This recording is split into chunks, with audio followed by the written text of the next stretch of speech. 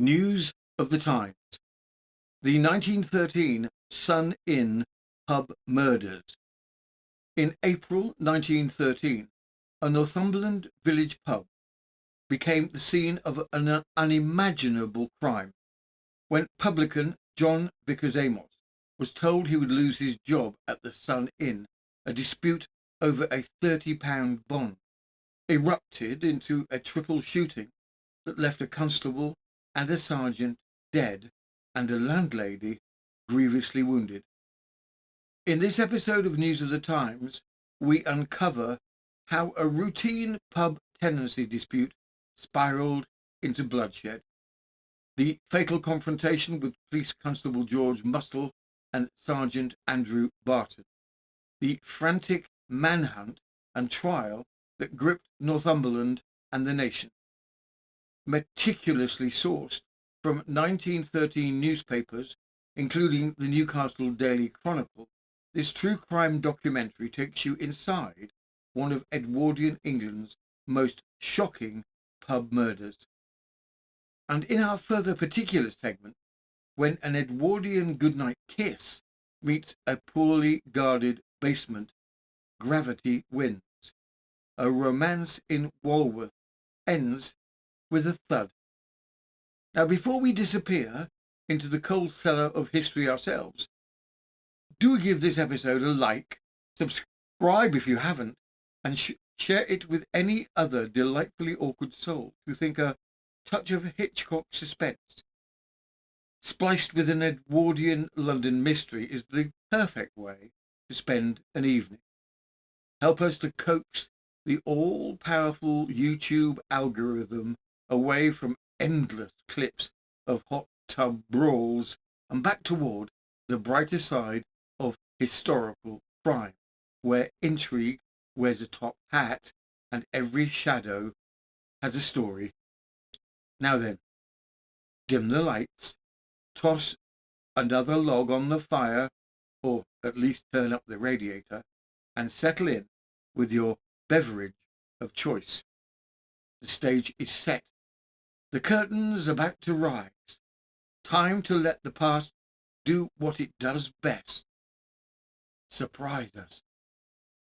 True crime. Background. In 1913, taking over a public house was as much a financial contract as it was a job. James Wood Irons, the owner of the Sun Inn in Bedlington, appointed 35-year-old John Vickers Amos as manager and tenant on the 27th of January 1913. Under the usual arrangements of the time, a new manager had to lodge a bond or a deposit, a sum of money kept by the owner as security against losses. Amos paid £30 up front, worth roughly £4,400 to £4,500 in 2025, intended to cover any future shortage of beer, spirits, or cash. Critically, when Amos handed over that bond, no stock was checked or recorded. This omission meant there was never a clear starting figure of how much beer or spirit the cellar should have held. As the weeks passed, James Irons made several stock takes and reported a growing deficit. By early April, he claimed that shortages totaled about £46, well beyond the £30 bond. Irons decided to dismiss Amos and install a new manager, Richard Grice. He offered Amos a week's wages, 30 shillings, and a small commission on sales, but he refused to return the £30 bond until the books balanced. For Amos, that bond represented a major investment and his family's savings. For Irons, it was security for what he saw as missing stock. That financial standoff, how much stock had really been lost and who should bear the cost, was the spark at the heart of the tragedy that would follow. From the Newcastle Daily Chronicle, the 16th of April 1913. Triple tragedy at an inn. 2 policemen and a woman fatally shot at Bedlington. Man arrested in culvert suffering from head wound. A terrible 3-fold tragedy was enacted at Bedlington yesterday afternoon and resulted in the untimely death of Police Sergeant Thomas Barton, Constable George Muscle, and a Mrs. Grice, whose husband was about to take up the tenancy of the Sun Inn. The hostelry, which was the scene of one of the most extraordinary crimes of recent years, occupies a commanding position in the front street of the village and was tenanted by John Amos, a man about 40 years of age, a native of the Choppington district, who has on several occasions visited America. He took up the tenancy of the Sun Inn 7 or 8 weeks ago as manager, the license holder being Mr. J. Wood Irons, who is also the owner of the house. How the affair began. Yesterday afternoon, Mr. Wood Irons went to the public house for the purpose of effecting a change in the tenancy, and his visit, it was stated, came as a great surprise to Amos. On the nature of the business being introduced, some disagreement is said to have taken place between Amos and Mr. Wood Irons, with the result that the latter left the inn and sent for police assistance while the tenancy was being changed. The first officer to arrive was P.C. Muscle. He went into the inn, but it appeared he had not been within the premises more than a minute when 2 shots were heard, and subsequently the officer was found dead in one of the passages, having been shot through the neck. The crack of the rifle rang out clearly and attracted the attention of several young men who were standing in the street a short distance from the house. The shots, 2 in number, were also heard by Sergeant Barton, who was not more than 10 yards away, and the sergeant immediately proceeded up the steep pathway leading from Front Street up to the inn. "Save me! Save me!" The sergeant went to the back door. J. W. Young, George McQueen, and J. Morris followed, and just as the sergeant disappeared round by the back of the inn, Mrs. Grice was observed at one of the upstairs windows, apparently in great distress. She cried out piteously, "Oh, heaven's sake! Save me! Save me!" Just then, Amos came out of the front door armed with a Winchester magazine repeating rifle. He seemed quite rational in every way, according to eye-witnesses, except that he wore no hat and was also without his jacket. Speaking to Young, he said, "Now, Git," and he placed the rifle to his shoulder. A man named Wilson, who had also come upon the scene, said, "Don't shoot me, jocker," but Amos merely made the laconic remark, "Git." They retired, and Amos, it is alleged, then aimed the rifle at the upstairs window where Mrs. Grice was still stationed. Mrs. Grice at once drew back and was lost to view. Amos then re-entered the inn and encountered Sergeant Barton. A young man named McQueen declared that he heard Amos say to the sergeant, "Get out of the way," and then, "Well, if you will have it," this remark being followed by the report of a rifle. The fate of the unfortunate officer was not known until some time later, but he had apparently been instantly killed, there being a shocking wound in his breast. He was lying in a passage in a large pool of blood. Mrs. Grice was discovered in the cellar with one side of her face almost blown away. She was alive, but from the first there was no hope of saving her life, and she succumbed after lingering for about an hour. The coolness of Amos. Meantime, strange things were happening outside the hostelry.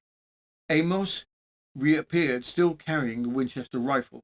2 or 3 people among those who had collected in the street ventured up to Amos and requested him to give up the rifle, but with quiet firmness he declined, and then threatened to shoot if they did not leave him alone.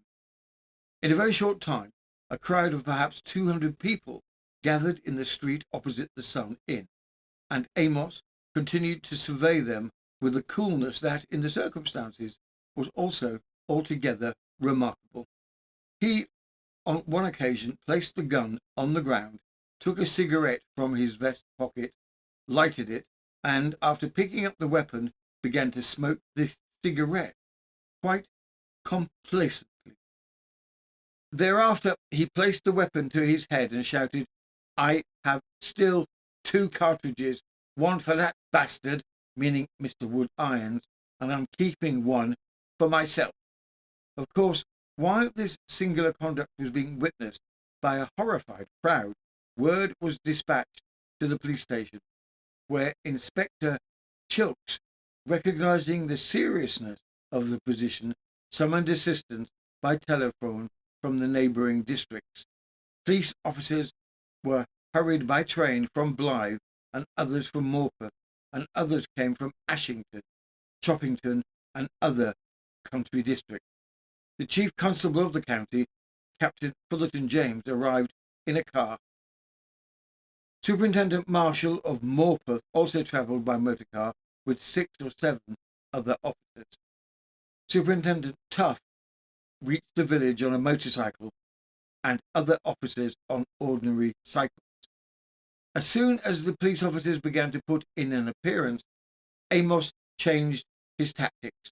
He suddenly went to the back of the premises, and firing 2 shots, one of them, which had evidently struck a back door, made his escape into the fields beyond. He disappeared with such precipitancy that his whereabouts could not be detected. An exciting manhunt. The search party, which was forthwith organised, consisted of police officers armed with revolvers and civilians, a number of whom were armed with rifles. The manhunt proved an exciting affair.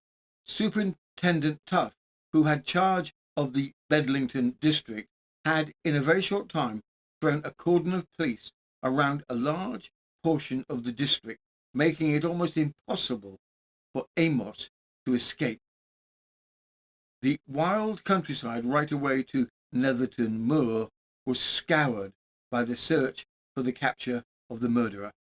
His discovery and arrest came in dramatic fashion, just as many were losing hope of tracing him. Among the civilians who took part in the hunt was a Mr. Joseph Potter, who lives in Netherton Lane. Armed with a gun, he was searching the neighbourhood of Church Lane when his attention was directed to a culvert underneath the roadway. An open runner from the village is formed into a culvert to pass under the Church Lane on its way to the river. Mr. Potter peered into the culvert and fancied he observed something like a man crouching inside. No response being given to his invitation to come out, Mr. Potter discharged a couple of shots into the culvert. The discovery. There was a cry of pain, and immediately afterwards Amos crawled out, bleeding profusely from injuries in the head. He held up both hands in token of surrender and asked, "What is the matter?" Amos having been secured, Inspector Cully went into the culvert and recovered the gun. The culvert is about 2 feet 6 inches high and about 2 feet wide, and it is situated about 400 yards from the Sun Inn, and good cover is afforded by high hedges and the rather deep channel of the open runner to the culvert. The scene after the capture is not likely to be readily effaced from the memories of those who witnessed it. Amos was taken into custody by Inspector David Hutchinson of Blyth, assisted by P.C. Scott, also of Blyth, and headed by Inspector Cully, carrying the gun. A singular procession was formed. Hundreds of men, women and children followed in its wake. Amos's injuries not serious. Amos, with blood streaming down his face, firmly held by police officers on either side, presented a pitiful spectacle. On arriving at the police station, it was found that he was suffering from gunshot wounds in the head, which rendered medical attention necessary. The services of Dr. Sacco from Choppington, Dr. Howard from Bedlington, and Dr. Hudson from Netherton were requisitioned, and they succeeded in extracting some of the pellets from Amos's head. But it was subsequently stated that the man's injuries were not considered serious. Mr. J. G. Weeks, the chairman of the Bedlington bench, and other magistrates were present at the court, but it was deemed desirable not to make any charge against Amos last night. He was removed to the cells and placed in charge of 2 constables, who remained with him overnight. It was expected that Amos would be sufficiently recovered to be charged with having caused the death of the 3 unfortunate victims of the unhappy occurrence. Inspector Cully, during the evening, found another gun on the premises of the Sun Inn, where the bodies of the deceased persons were lodged under the charge of P.C. Dixon of Bedlington. Sergeant Barton was one of the most respected officers in the Northumberland County Constabulary. He had only another 5 years' service to put in before qualifying for a pension. P.C. Muscle was a trustworthy, capable officer, about 32 years of age, who, it was stated, had been marked for speedy promotion. Both officers resided at the Bedlington police station. Mrs. Barton and Mrs. Muscle were both in a serious condition last night and suffering from shock. Interviews. Mr. Grice, the husband of the deceased woman seen last night, said he knew very little about the tragedy, as he happened to be in another part of the house at the time. Amos, he said, could have had no grudge against Mrs. Grice, except perhaps that they were succeeding him in the tenancy of the Sun Inn. He only saw his wife in the cellar after she had been shot. The tragedy, on becoming known, startled the whole neighbourhood round about Bedlington. The leading figures were all well known and respected. Amos, besides being a native of the district, married a Bedlington girl, and it was the common opinion that they were doing well in the licensing trade. From the Newcastle Daily Chronicle, the 17th of April, 1913, the Bedlington tragedy, accused before the magistrate, the victims' injuries. The bodies of the 3 victims of the tragedy were lying in the position in which they were discovered after the flight of Amos. In the sitting room, immediately after entering the front entrance, Sergeant Barton lay on his back with his hat by his side in a great pool of blood. The charge had apparently struck the unfortunate officer in the left shoulder and travelled slantwise to the heart, causing instant death. Constable Muscle's head was horribly shattered. One charge had lodged high up in the breast and another in the face. His wounds could not have been caused by one shot. He had indeed the appearance of having been fired at close range. He was also lying on his back in a passage near the back door, having lost a tremendous quantity of blood. Mrs. Grice, who lay on her back in the bar, had also been hit twice. One side of her face and the back of her head had almost been carried away. The bodies were later coffined, and those of Sergeant Barton and Constable Muscle were conveyed in a cab to the police station after the expert investigations carried out on behalf of the coroner had been completed. The circumstances connected with the surrender of Amos gave rise to much speculation in view of the fact that the man, during his extraordinary attempt to elude capture, kept possession of his rifle. It was discovered after the police got possession of the rifle from the culvert that 1 cartridge had been fired and 3 remained intact in the magazine of the weapon. Mrs. Amos was visited at her residence by the Bedlington doctor yesterday, but she declined to make any statement. Charge of wilful murder against Amos at Bedlington Police Court. A charge of wilful murder in respect of the deaths of Mrs. Grice, 33, Sergeant Barton, 40, and Constable Muscle, 32, was preferred against John Amos, landlord of the Sun Inn in Bedlington, at Bedlington Police Court yesterday.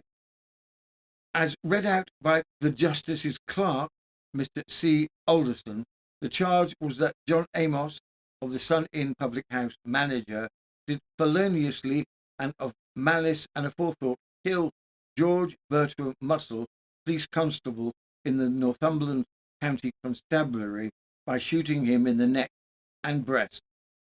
And there was a similar charge in respect of Andrew Barton, a police sergeant, by shooting him in the left breast, and a similar charge in respect of Mrs. Sarah Ellen Grice, by shooting her in the head on April the 15th.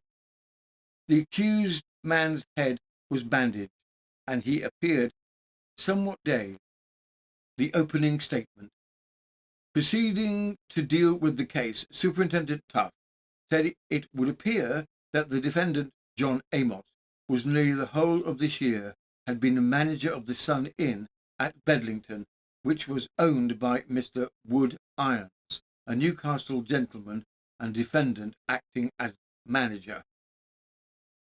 Naturally, from time to time, it had been Mr. Irons' duty to look over the stocks in the house. Eventually, as it would be found when the case was detailed in full, there had been frequent questions arising with regard to the stocks. As to whether it was up to what it should have been, Mr. Irons came to the conclusion that he would have to alter the management. On Tuesday, he brought a Mr. Grice to take over the management of the house in place of the prisoner, who was to be given a week's salary in lieu of notice. Some little things that happened did not appear to suit the prisoner, in consequence of whose actions Mr. Irons thought it advisable to seek police protection. At his request, P.C. Muscle went with him to the house, and for a time it appeared there was going to be no trouble at all. Then shots were fired, and Mr. Irons sent for Sergeant Barton, and when Sergeant Barton came no one could tell, but he went to the rear of the premises, and there he met the gate of the hotel, but the prisoner near the back gate with a gun in his hand. That witness, Superintendent Tuff said, tried to persuade the prisoner to put the gun down, but Amos would not do it, nor threatened to shoot the witness as soon as he came near. While that conversation was going on between the prisoner and the civilian witness, Sergeant Barton appeared at the back of the public house, coming from the inside. The witness heard the prisoner tell Sergeant Barton if he came another step, he would shoot him. The sergeant was advising him to keep the gun, and without saying anything more, Amos moved 1 or 2 paces forward, and then the witness saw him. Afterwards, Muscle was found lying in a pool of blood, dead, and also the body of Sergeant Barton. In another part of the public house, the wife of the man Grice, who was to have taken over as the manager, was in the act of descending the cellar when she was shot. Witnesses would tell them that she was shot dead by the prisoner. The evidence. Inspector Hutchinson, stationed at Blythe, said on Tuesday he went to Bedlington to engage in a search for the prisoner, whom he was told had escaped. He met Inspector Cully, who suggested to him that they should examine a sewer underneath the road in Church Lane. The culvert leading to the sewer was about 18 yards long and 2 feet in diameter. They examined the ditch leading to the culvert and noticed footprints. They then asked a miner who was with them and had a gun to fire 1 shot into the culvert. The miner discharged the gun into the culvert, and there was then a noise, but the prisoner did not come out. They asked the miner to fire another shot, but to fire near the side of the culvert, and that was done. Immediately afterwards, the prisoner rushed out and threw up his hand, saying he would surrender. He was then arrested. At the inquest that followed, the coroner heard evidence of the April the 15th killings. Irons described the stock shortage dispute, Richard Grice recounted his wife's death, and Inspector Cully told Amos was captured with a loaded Winchester. The jury found willful murder, clearing the way for trial. From the Newcastle Daily Chronicle, the 30th of April, 1913, the Inn Tragedy. Bedlington Police Court proceedings, Amos committed for trial, prosecuting counsel's speech. Mr. Lays said the accused man was charged with the murders of 3 persons on April the 15th. In Bedlington, there was an inn known as the Sun Inn, and that was the property of a Mr. James Wood Irons, who was a commercial traveller living in Newcastle. On the 27th of January last, prisoner was appointed by Mr. Irons as his manager at the inn, and lived there with his wife and children. The terms were that the prisoner was to receive 30 shillings a week in wages and receive 5% on all money taken, and have his coals and gas free. He was also allowed a gallon on every barrel of beer for wastage. Prisoner deposited £30 as a security against stock while he was manager, and interest was paid on that amount at the rate of 4 cents. It was the habit of Mr. Irons from time to time to visit the inn to see how the business was carried on and receive money and so forth. He paid prisoner visits on February the 28th, March the 16th, April the 1st, and April the 6th. On each occasion found that the business was not being properly conducted, there being a growing deficiency. When the prisoner was asked about it, he could give no explanation whatever.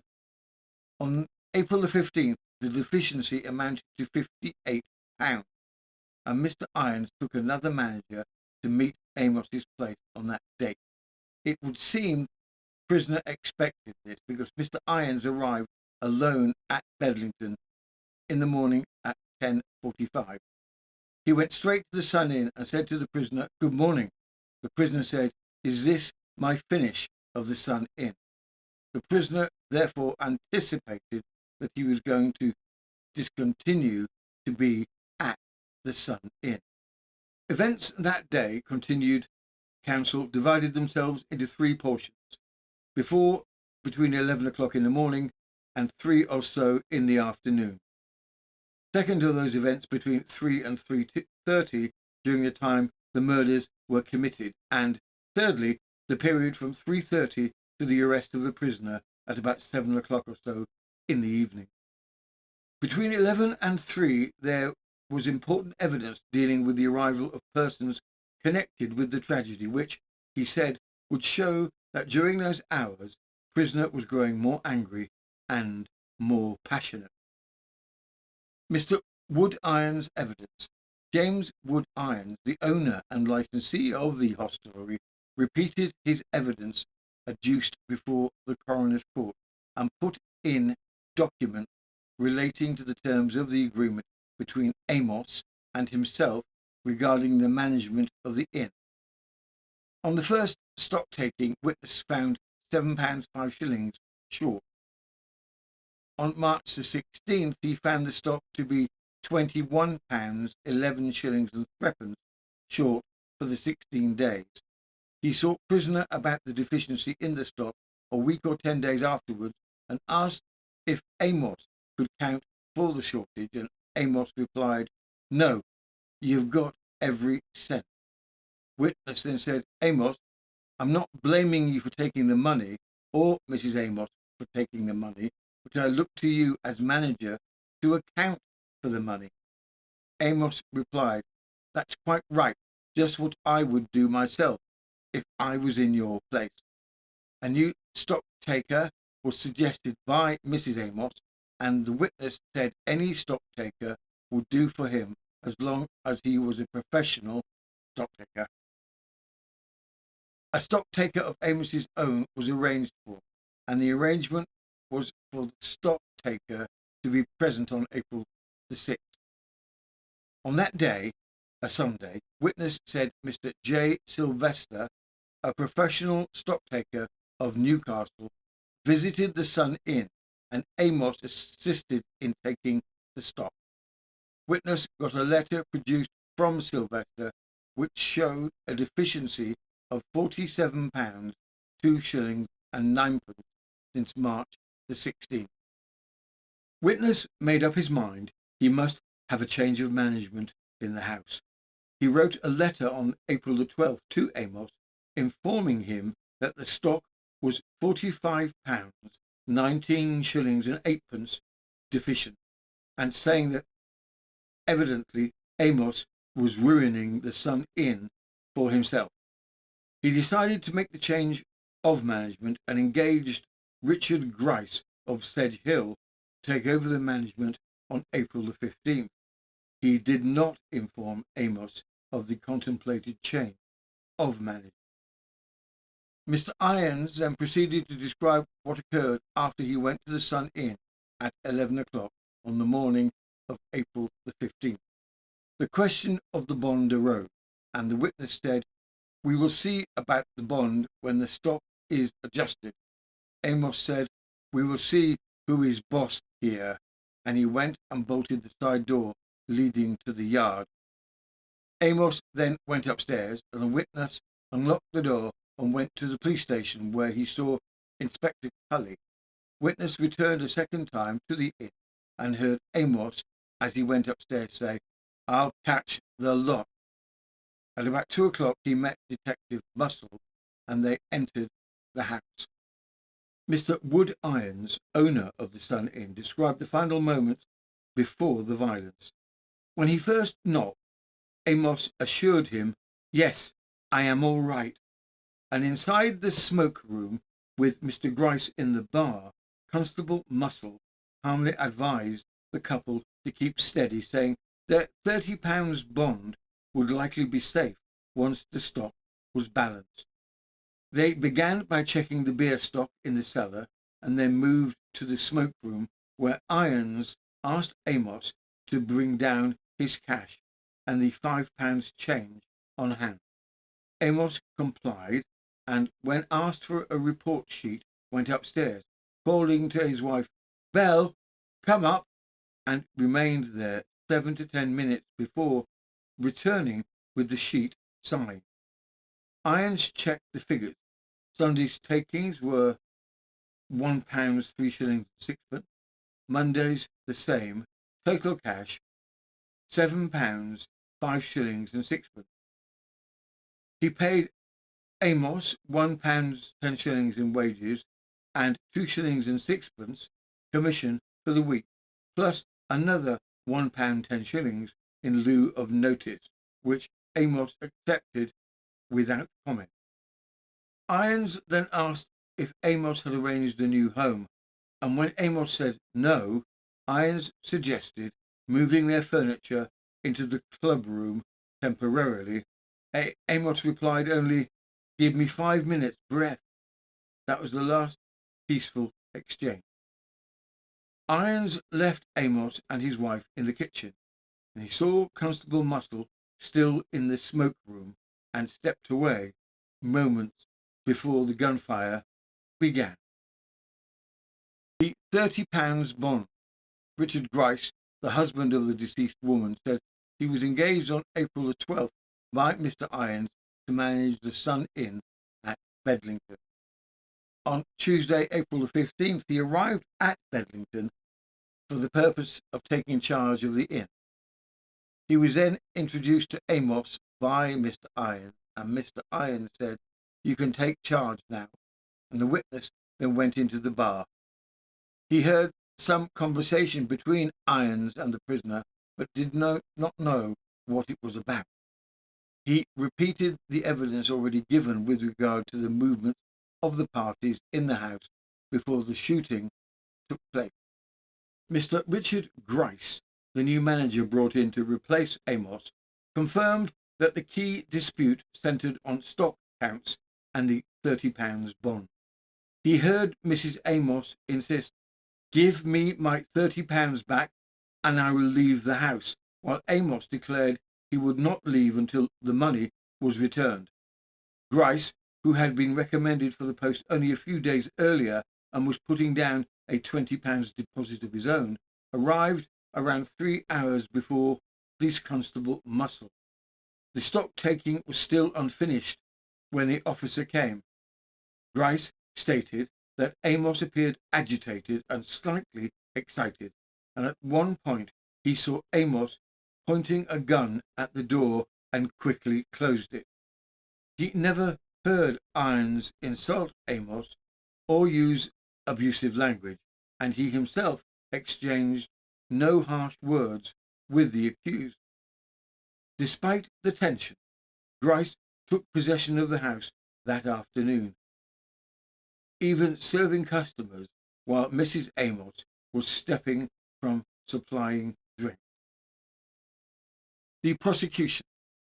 The Crown alleged that John Vickers Amos planned and carried out the deliberate murders of Sergeant Andrew Barton during a violent outburst at the Sun Inn in Bedlington on the 15th of April 1913.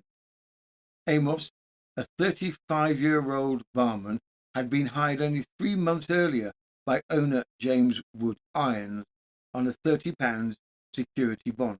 Repeated stock takings showed serious shortages, arising from £7 to over £45 by early April, and Irons decided to replace Amos with new managers, Richard and Sarah Grice. A formal notice letter was sent on the 12th of April. When Irons arrived with Grice on the 15th of April to take over the inn, Amos confronted him about the bond and demanded immediate repayment. During the morning, he repeatedly raised the issue of the bond. He bolted doors and ominously declared, "I have something upstairs that will make you all shift." He ordered his wife to keep a repeating shotgun in the house and sent his young son to buy extra cartridges. Stock taking continued under growing tension until after 2 p.m. Gunfire erupted upstairs. Sarah Grice was shot dead on the cellar stairs, and Police Constable George Muscle was also killed. Multiple witnesses, including Irons, Mrs. Craggs, and former servant Hannah Stewart, testified that Amos voiced resentment about working hard for Mr. Irons to take my money, and said that if given his deposit, he would walk out like a gentleman, but when refused, he vowed to clear the damned lot of you out of here. When Sergeant Andrew Barton arrived in response to the alarm, he found Amos outside with the loaded gun. Several eyewitnesses, Miner George McQueen amongst them, recounted Amos saying, "There is only one man I want, and that is Irons. When I get Irons, I will have one left for myself." Barton ordered him to put the gun down. Amos warned, "Stop, or I will shoot," and then he fired 2 close-range shots, fatally wounding the officer. He calmly smoked a cigarette, threatened his wife, "If you don't get out of the way, I will do the same to you," and then fled across the fields, only surrendering after nightfall when discovered in a culvert with the weapon. The Crown argued these facts proved premeditation and full consciousness of his act. Amos had ample time to reflect, twice sent for ammunition, and repeatedly announced his deadly intentions. The prosecution therefore invited the jury to return a verdict of willful murder. From the Newcastle Daily Chronicle, the 4th of July, 1913, death sentence passed on Amos. Prisoner declares he was mad. The Crown Court at Newcastle Assizes was again crowded yesterday when the hearing was resumed on the charges against John Vickers Amos, the Bedlington innkeeper, accused of the murders of Sergeant Barton, P.C. Muscle, and Mrs. Grice. Amos in the witness box. This closed the case for the prosecution, and the accused man was then called into the witness box. He answered the questions put to him by Mr. Freeman in a clear, firm voice. Amos said he was 35 years of age and married in 1899. He had 3 children, the eldest 12 and the youngest 3. From 12 years of age up to October last, he carried on his work as a miner and then latterly as a foreman both in England and America. He had been 4 times in America, and during the last 7 years he had worked in Alabama. Defense, medical and mental condition. For the defense, John Vickers Amos described a series of mining disasters that left him physically and mentally impaired. In June 1912, he was caught in a gas explosion in which 2 men died and 14 were badly burned. Amos himself was badly burned while rescuing 2 men, making 3 separate trips into danger, and was laid up for 3 weeks. Only a month later, on the 28th of July 1912, he was again involved in an underground explosion that killed 16. He was thrown some 15 yards, carried unconscious from the pit, and said he seemed to lose any sense that day. Amos told the court that the combined effect of these accidents was severe nervous injury, constant pains in the head, and an inability to sleep more than 4 hours a night. Episodes of sudden agitation and memory loss, and on one occasion he awoke to find he had slept in a field without recollection. Heightened sensitivity to excitement or stress, which caused violent headaches and trembling. He explained that these systems persisted into the spring of 1913, worsened over the weeks before the shooting, and were the reason he returned from America to England for his health. The defense implied that these lasting neurological and emotional effects undermined his self-control and mental responsibility at the time of the killing. Defense treatment by Mr. Irons. Amos testified that on the 15th of April 1913, the morning of the shooting, he received a letter from the proprietor, James Irons, accusing him of a £45 stock deficiency. He expected to discuss the matter calmly, but said Irons, treating me more as if I was a dog than a human being. While they were stock taking, Amos asked that the doors be kept closed. Irons allegedly forced the back door open, twice undoing Amos's bolt, and at one point threatened, "Damn you, if you don't let that door stay open, I'll cut your throat." Throughout the morning, Amos repeatedly requested a return of his £30 bond, and said he would leave immediately if he were paid, but Irons allegedly replied each time, "Not a halfpenny will you get." Amos claimed he had become increasingly agitated, and at one point he was startled to see his wife descending with a gun, which he said he seized only out of fear it might discharge accidentally, and then carried it back upstairs. Later, when Irons returned with Mr. Grice to continue the stock-taking, Irons told him, "You and I are done. You must get out of here. I'll give you 1 minute's notice," and then again refused any repayment. Amos said the repeated refusals and rough treatment made me feel wild, and at that he objected when Irons tried to push open more doors in the bar. Defense claim of loss of memory and control. Amos told the court that from the moment of his final confrontation with Mr. Irons until he awoke in the police court, he had no recollection of events.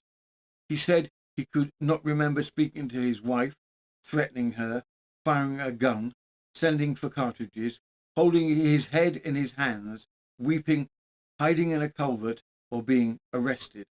He insisted he bore no grievance against any of the victims, stressing that the two policemen were good friends and that he had never even met Mrs. Grice. When asked to explain the tragedy, Amos replied with emotion, "That man, Irons, drove me mad. I didn't know really what I was doing." Crown Counsel's speech. Mr. Bruce Williamson, in his address to the jury, said the prisoner had given evidence, and his story was that his mind suddenly became a blank, and remained a blank for a period of hours, and then he suddenly recollected his senses. That evidence could only be put before them as assisting the prisoner on the assumption, and that he was not responsible for his action on April the 15th. It must be clearly proved that at the time of committing the act, the party accused labouring under such a defect of reason as not to know what he was doing. There was no medical evidence before the jury in regard to which they could form any opinion in regard to the state of the man's mind, except the doctor for the prosecution, who said when he saw Amos after the unhappy event of April the 15th, that he was quiet, collected, and appeared to be perfectly sane. Mr. Williamson submitted that all the evidence pointed to Amos having a rational mind, and if he knew what he was doing and that he was wrong, the jury had only one duty to do. Without any sense of pity, which might be appealed by his learned friend, they must return a verdict of guilty. Mr. Waugh for the defence addressed the jury. Mr. Waugh addressed the jury for the defence in a crowded but silent court. It was on the evidence, and the evidence alone, he said, that he was going to make his appeal. He was not going to make an appeal to their sympathy, accepting that everyone must feel sympathy for the man who stood in the position of the prisoner. The jury were dealing with his life. It was for them to say whether he should die the death of a felon, or whether some clemency might be admitted to him so that his life could be spared. The one and the only thing they had to consider was that what was the state of Amos's mind when he shot Sergeant Barton. Those who have heard the evidence could have no doubt. Counsel for the prosecution said that the only evidence with regard to the state of the prisoner's mind was that of the prisoner himself. He said that the prisoner's conduct on that occasion was the strongest piece of evidence that the mind of the prisoner now was not the mind of the prisoner on that day. The judge's observation. His lordship, in summing up, reminded the jury that it was only the death of Sergeant Barton with which they had to deal. Malice and aforethought, he proceeded, did not necessarily mean that the individual who was killing was actuated by a vindictive motive or any motive against the particular person he killed.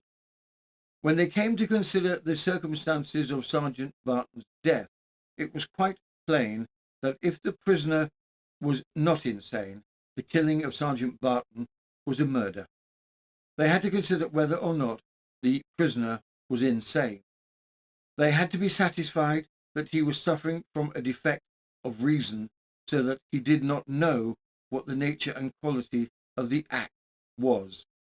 He also pointed out that they had not had the assistance of a medical gentleman to tell them what the effect of the two explosions in America had upon Amos's mind. Verdict and sentence. The jury retired at 3:30 p.m. and after an absence of only 8 minutes returned with a verdict of guilty of willful murder. Asked if he had anything to say why sentence of death should not be passed on him, the prisoner answered, I don't remember anything. They were good friends to me.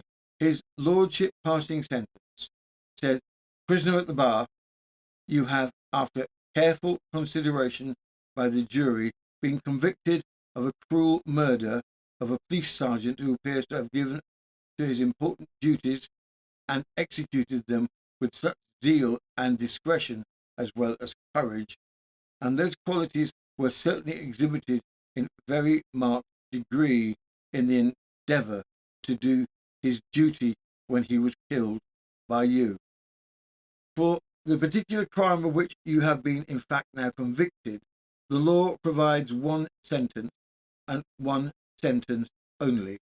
His lordship then passed the sentence of death.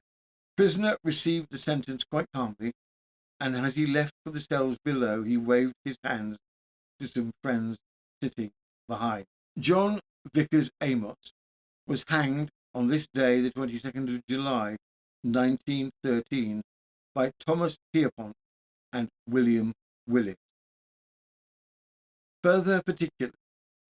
If you thought Edwardian romance was all lace gloves and decorous bows, think again. In 1913, a good night kiss outside a Walworth doorstep turned slapstick tragic when two smitten Londoners quite literally fell head over heels into the basement area below.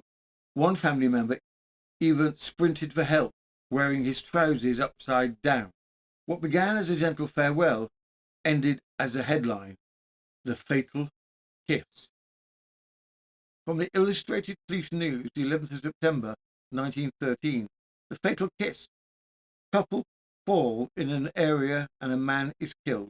The story of a kiss which cost a life was told at an inquest on Arthur William King, 57, widower of Cook's Road in Bedlington, who died in Guy's Hospital.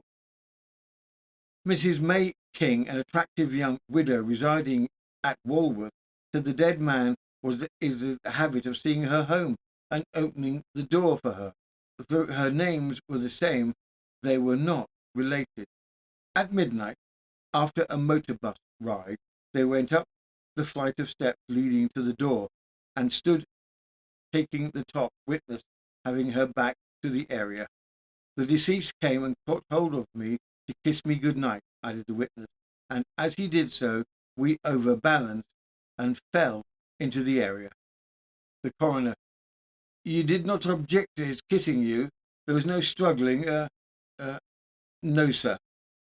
The widow added that she was stunned by the fall, and when she came to, she heard her companion groaning. Her father called the police, and they were both taken to the hospital. George Moore, the widow's father, caused some amusement, saying that when he was called by his daughter, he was so excited that he put his trousers on upside down, and he ran down the street without his boots. A house surgeon from Guy's Hospital stated that the man died from a fractured skull, and the jury returned a verdict of accidental death. Now, if you've enjoyed tonight's double bill of Edwardian drama, from pub shootouts to the perils of over-enthusiastic goodnight kisses, now's the perfect moment to help the channel stay on the right side of history.